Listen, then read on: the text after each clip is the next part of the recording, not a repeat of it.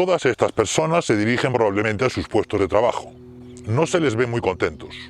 Sus miradas perdidas y su caminar autómata delata cierto grado de resignación y la aceptación de una rutina impuesta. Seguro que la gran mayoría son vocaciones frustradas que van a pasar 8 o más horas haciendo algo que no les interesa o no les gusta y que simplemente les va a aportar un poco de dinero para gastar en un alquiler, una hipoteca, una suscripción a Netflix y algún que otro capricho materialista que aplaque inconscientemente su frustración. Han entrado en una inercia vital que elimina todo rastro de una posible vocación y supone una renuncia con un peso emocional enorme.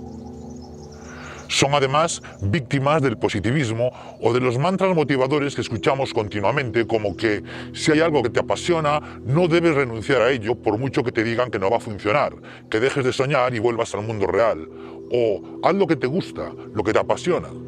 Como casi nadie lo consigue, uno termina además sintiéndose culpable de su propio fracaso y aceptando este sistema económico abocado al crecimiento infinito que contribuye a la construcción de una sociedad abrumada y aletargada en la que solo unos pocos pueden dedicarse a lo que realmente les gusta. Hasta no hace mucho, cuando la gente aún podía subsistir en los pueblos, lejos de las ciudades, dedicándose a la agricultura y a la ganadería, las personas se adaptaban a la naturaleza y a las estaciones del año para realizar tareas muy diversas, lo que evitaba la caída en esa inercia vital, además de proporcionar la satisfacción personal de obtener sus frutos y disfrutar del trabajo hecho por ellos mismos, con sus propias manos.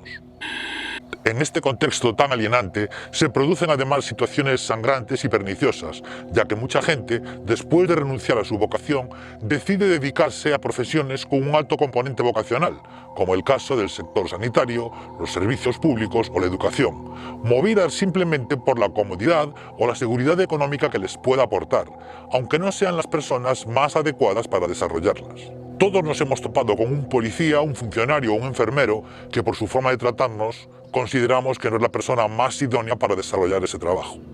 Caso aparte son los políticos, que en la actualidad son mayoritariamente personajes grises y mediocres, aupados por los partidos políticos y los medios de comunicación corruptos. Pero, ¿cómo sería un mundo en el que mucha más gente pudiese dedicarse a lo que realmente les gusta, independientemente de si esa actividad es rentable o productiva?